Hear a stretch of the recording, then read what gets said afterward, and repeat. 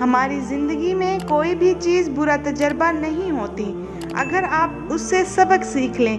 جو برا ہوا ہے آپ کے ساتھ یا جو برا آپ نے کیا ہے کسی اور کے ساتھ، دونوں سے سیکھنے کے پہلو نکالیں، سبق حاصل کریں اور ریلیکس ہو جائیں، پھر وہ تجربہ آپ کو غمگین نہیں کرے گا انشاءاللہ۔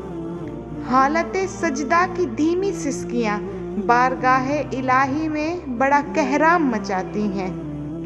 مضبوط ترین ہوتے ہیں وہ رشتے جہاں عیب گنے نہیں بلکہ چھپائے جاتے ہوں۔ وہ راستے پہلے ہی بنا دیتا ہے لیکن عطا صرف بہترین وقت پہ کرتا ہے۔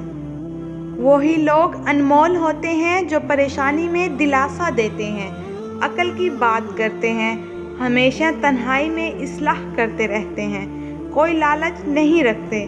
ایسے لوگ قیمت سے نہیں بلکہ قسمت سے ملتے ہیں۔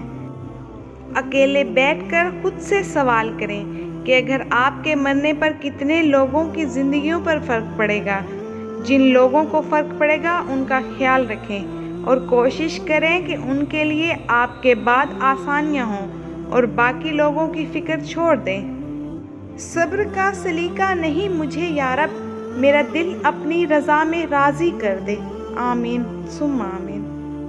اور جس کا کفیل اللہ تعالیٰ ہو پھر وہ کبھی بے سہارا نہیں ہوتا۔